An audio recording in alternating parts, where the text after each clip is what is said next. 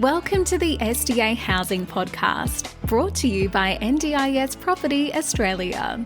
Before starting this episode, we need to provide a general disclaimer. Information contained in this podcast is general in nature only. It does not take into account the objectives, financial situation, or needs of any particular person. You need to consider your financial situation and needs before making any decisions based on the information in this podcast. And you should consider seeking independent and professional advice for your personal circumstances. All right, let's begin.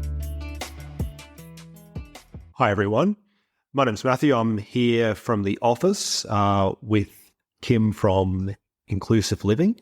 We're just going to be talking about their company, their products, and how they kind of fit into SDA builds and SDA homes. So hi Kim, could you just tell us a bit about yourself? Thanks very much, Matt. My name's Kim Johnstone from Inclusive Living. We are the supplier of height adjustable lifting systems which go into kitchens, bathrooms and bedrooms, and they are also being utilised in the SDA environment at the moment. Our products include height adjustable systems for worktops, wall cabinet lifts, island benches, so many different areas have been utilised for the kitchen space. In regards to the bathroom, height adjustable wash basin brackets. In regards to the bedroom, height adjustable electric wardrobe lifting systems. So we supply many different products which meet standards, but also meet the needs or meet the needs of the clients and changing environment. Excellent, awesome. So I'm assuming it's mostly NDIS participants that you work with in terms of designing these products? We actually work with a variety of people for the SDA environment. We work with architects, interior designers, builders, developers. We work with joinery companies, many different people that are involved in the process. That could also include allied health professionals, SDA consultants or assessors. There is many people that are involved in the process of the SDA builds. So all of those people we speak with, touch base with, work with, provide a lot of information and knowledge and experience in relation to our height adjustable systems. Awesome, because I can imagine in that process of the design, it's very important kind of getting a lot of feedback from the right groups, because as I can imagine, a lot of builders would kind of be out of touch with the actual realities of living in an SDA home and, how products can actually be used in the home and, what sort of drawbacks that maybe a design which doesn't take into account the specific needs of, say, participants in the house, how that would kind of work out. Could you kind of just talk on that and kind of the discrepancy between kind of knowledge between the building industry and the actual end result for participants? Yes. Inclusive Living, we've been around for many years. We represent the Granberg of Sweden range of products for height adjustability. And what we've found within the Australian market, because we've had a lot of years in this market, a lot of knowledge and experience we've acquired over a number of those years, and the changing dynamics that are involved, and especially the knowledge and experience that's required for specialised buildings such as supported disability accommodation. Those changing dynamics involve architects and designers who are learning some of the new requirements and how important it is to get it right in the first place in regards to the design scope required to meet the NDIS design standard, because there is a minimum standard to work towards in each of the number of the categories that they have. And then what we find is that if those particular areas, such as the architects and interior designers, that information then flows through to, developers and builders, even to the point where it could be joinery companies. There's so many people involved in the process of this, and a lot of the people are very new to this particular space. So there isn't the knowledge, there isn't the experience, and really understanding why you would select one product over another, or why you would do something slightly different than another particular situation takes a great deal of experience and knowledge.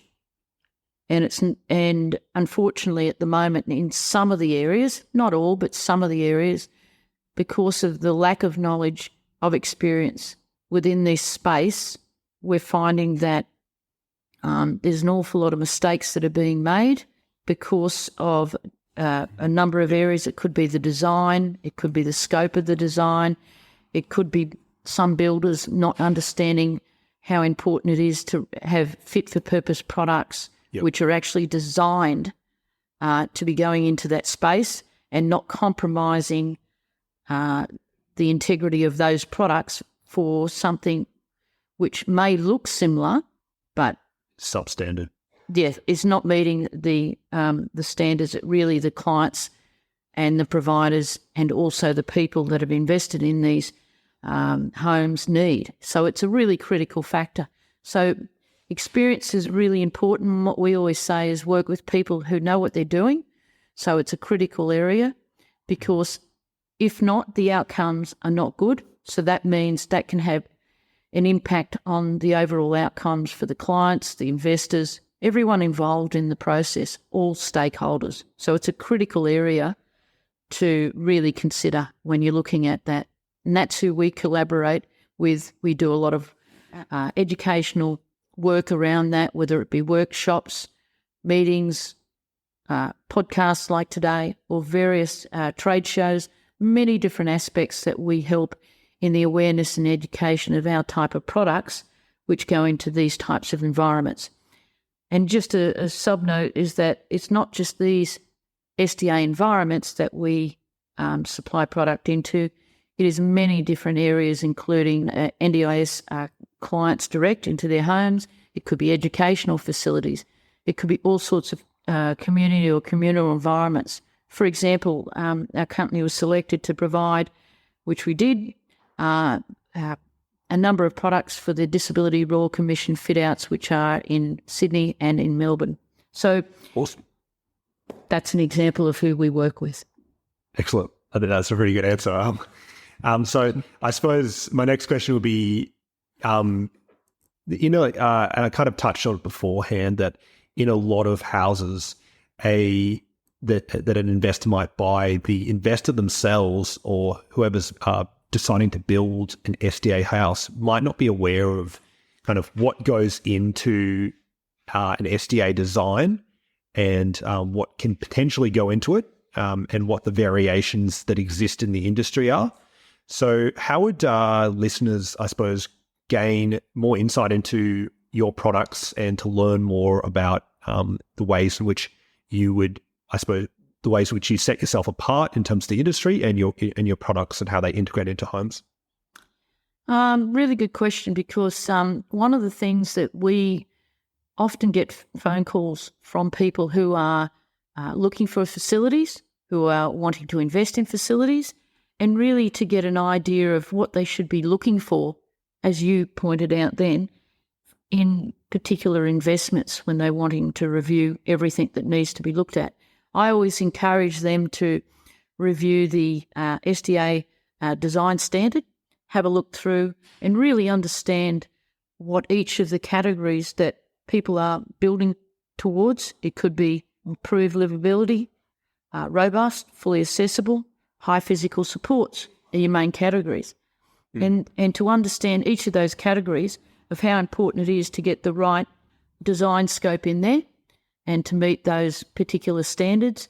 And if they have got an overall better understanding of that, then they have the ability then to talk with groups of people such as yourselves as a starting point to ask very important and relevant questions of which standards and why they're going to be investing in those particular areas and which standards that they need to really review because of that. The best example I can give you is that there is generally a minimum design standard which is required. For example, you have a minimum design standard for kitchens. Then you have a minimum design standard for bathrooms, which also encompasses a number of Australian standards such as the 1428, 4.1 and 2s. So there's a number of factors which really are very, very important to consider when you're investing in SDAs. Absolutely. And then you also then have, from the minimum standard, what we're finding at the moment is that a number of investors, a number of people that are building these particular areas, building a number of these particular in these environments, is that they are looking to do more than just the basic standard, because in some areas the basic standards or the minimum requirements just don't seem to be cutting the mustard, shall we say, not working as well as they should do. So, and that's why it's important for them to have an understanding of what a minimum requirement is for each of those levels, and then what is outside that scope and what can they do better to make a much better and more enticing environment for participants, and what would that cost to them and why would they do it? Yeah, because I feel like in a lot of our investors, and what we tend to emphasize is the need for education and to learn more about what the individual categories of SDA design are, and obviously how that kind of factors into the lifestyles of the participants, which experience that SDA house as their lived experience.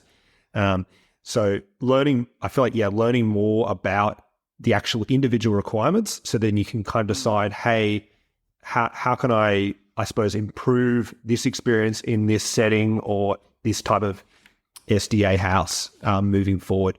And so just going forward off that, I just wanted to talk about kind of the variations that would be possible, because a lot of investors, they might not actually know kind of what can be included or what can be put into an SDA property as part of, I suppose, improving it to make it more desirable to live in for a participant. Because obviously, from the investor's side of things, they want to make sure that if the participants are happy, they're more likely to stay in the house. They're more likely to have a better lifestyle, which works out for everyone. So could you kind of maybe talk about kind of the budget of adding additional variations to the house? And because obviously one of the goals there is to future-proof the house as well, to make sure it's desirable for many years to come, that the participant, it's suited to their lifestyle. They're not sitting there thinking, oh, well, if I had this extra option in my house, my lifestyle would be better. So could you kind of talk about kind of the budget and potential variations? What's that likely to cost for an investor?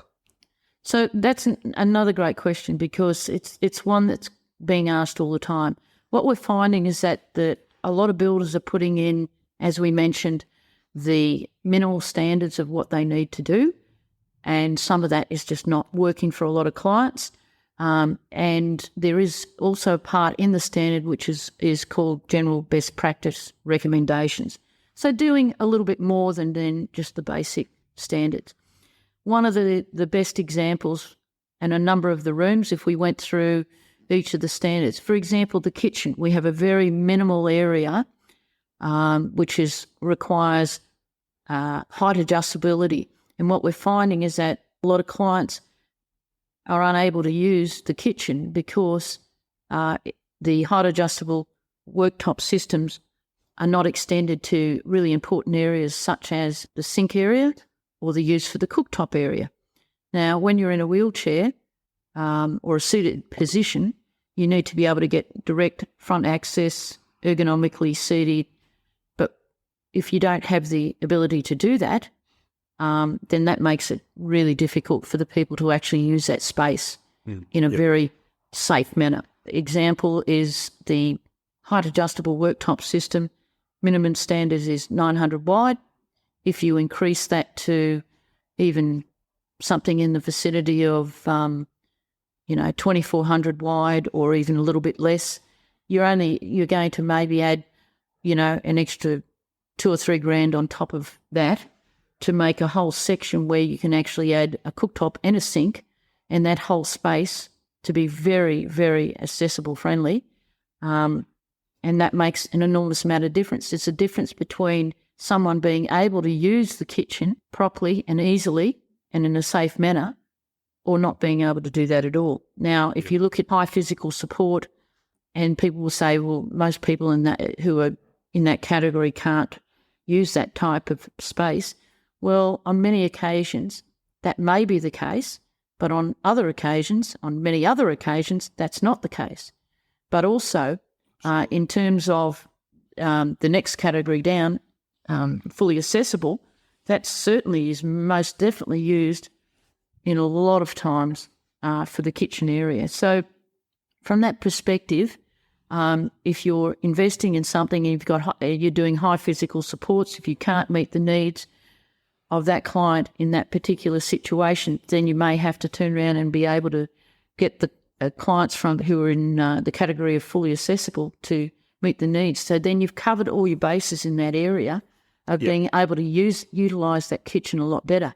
Another area which is been talked about on so many occasions is that the areas of the bedroom where we have an electric height adjustable wardrobe lifting system. So that means at a touch of a button, the clients can utilise the system to bring their clothes down to an accessible area, get off what they need off the rail, and then put it back up. Yep. That means that they can utilise that whole space of their wardrobe a lot better, and then utilise the top section and then the bottom section more accessible for other things. So it's a really big thing, and on many occasions clients have said to me, for some reason or other, these developers don't think that people that live with a disability don't like to wear clothes sometimes, because we actually do. We actually like to be a little bit more fashion conscious than what they really think. Absolutely. We get a lot of feedback from clients, Matt, talking about different areas. We get a lot of feedback from their loved ones, from their parents that have to, or whoever's involved, making some of those really important decisions of where their children are going to be living, or their loved ones are going to be living. And they talk about all of these particular areas. Well, my loved one can't use the kitchen, they can't use the bathroom, they can't do this, they can't do that.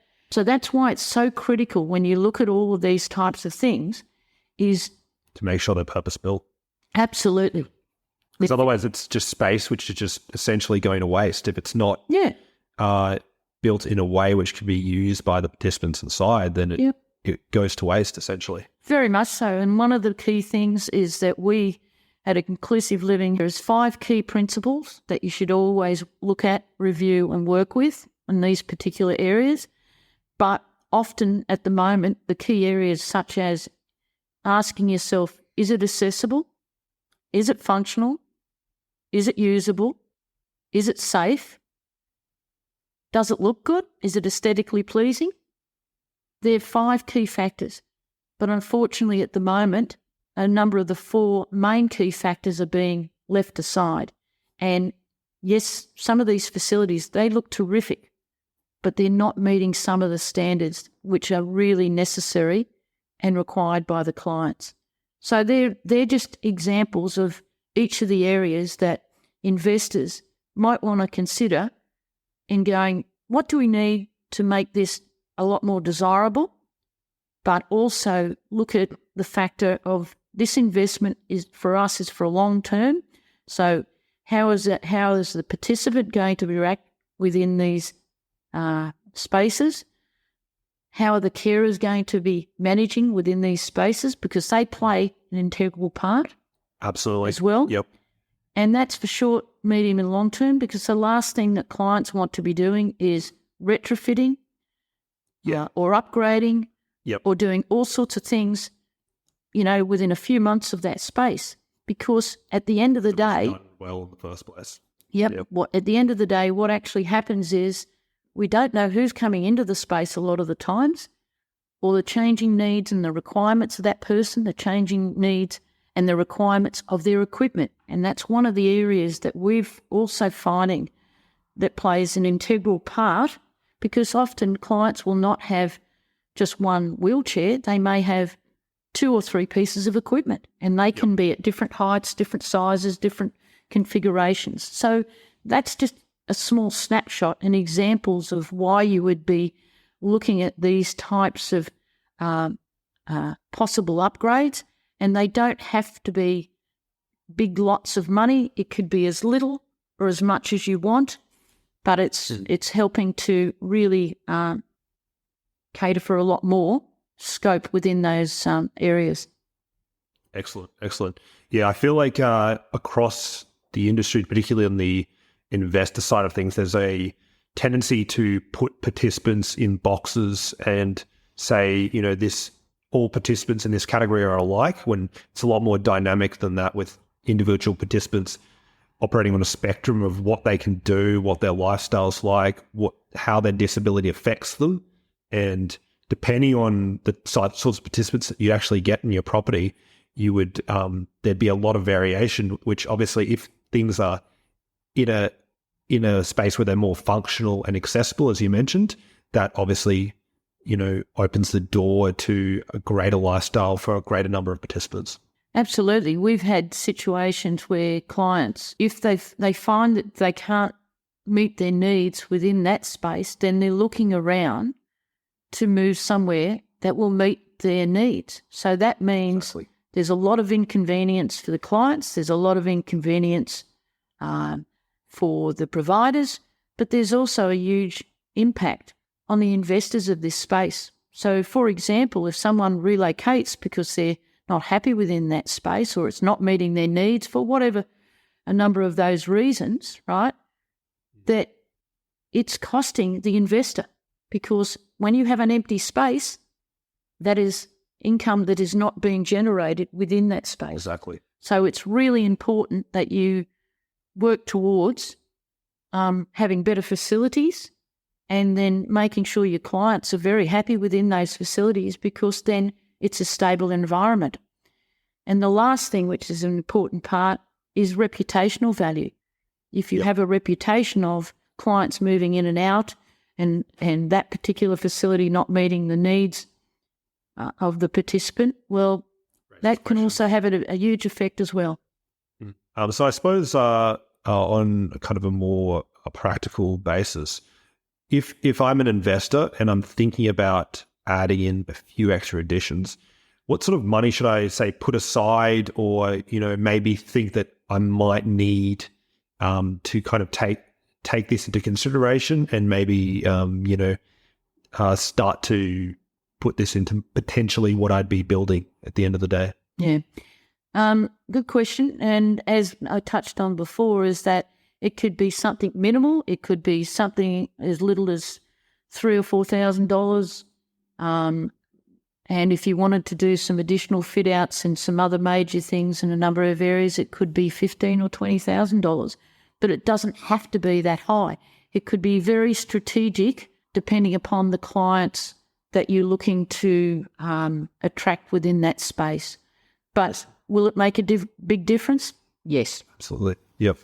Awesome. That's really good advice. Yeah. So I suppose just wrapping up, is there any kind of final pieces of advice that you'd give to investors who are looking to potentially put these variations into their house? Yeah, very much so. Do your homework. Really look for companies that have been in the space for a long, long time, who know what they're doing within this environment. Work with those. As mentioned previously, not everyone who's working within the space at the moment has got the longevity and the knowledge and the experience. So that's why it's critical to do that. And the other really important thing at the moment is, because the space is now fairly new still, is that it's really important to make sure that we all help one another within the space. And that means, and for builders and investors and all the stakeholders, developers, everyone, architects, designers, if they're not sure, put your hand up, find out, work with people that know what they're doing, because it's all about outcomes. And the better the outcome, that's really what this is all about. And then you have a a very good reputation of building and having good products. And so your investment, when you're doing SDAs, the monetary value is really important, but there's also another intrinsic value of really looking after the clients that these spaces are specifically being built for. And that's a critical factor as well. And I think it's really important for the developers and the builders to really understand that's why building quality product within this space plays such an integral part, because these homes are meant to be there for such a long period of time. And I'll touch base on something which someone mentioned before, which is also the regional spaces. Yep. And there is a lot going on in those spaces. At the moment for SDA builds, we've been advised and told by a number of investors that due to the massive increases in real estate costings and limited land spaces and what have you, that there's a lot more investment into a number of regional areas. And there's some fabulous spaces that Absolutely. This is about. And if you look at, there's far north Queensland, there's a lot going on up there in various parts there. You've got regional New South Wales, it could Absolutely. Be the mid-north coast. Yeah, we have a number of properties actually in regional New South Wales, which are kind of in the villa kind of category or units, which would suit, if you're outfitting a number of different individual villas in a location, it's kind of economical to do that all at once in terms of having that all as part of a pack of villas. So yeah, absolutely. Mm. So yeah, regional spaces can be very, very good. The network of people that are in that space, what you're trying to find. I think traditionally in the past, maybe some of the regional areas have been really not looked after as well as they could have been, and it's just fabulous to see that some of the developers are really reviewing this very seriously within this space. And of course, we know that in recent times, and that's part of the pandemic and everything else, that people want to be able to move more into regional areas. That means sometimes their loved ones might want to relocate as well. So there's all sorts of opportunities within those spaces and just great communities being built up within those areas, which is really important. Yep, absolutely. Well, thanks, Kim, for coming in today and telling us a little bit about inclusive living. I really enjoyed talking to you. Thank you very much indeed. If anyone wants to review any of our products, you can go to www.inclusiveliving.com.au and you can also contact us via that website as well. So thank you very much for the opportunity. Awesome. Thank you. Thanks, Kim. Cheers for now. Bye. We hope you enjoyed this episode. Please make sure you are subscribed and following us so you can keep in the loop with all of our upcoming episodes. We would really appreciate it if you could leave us a 5-star rating, a written review, and to share this podcast with those that could benefit.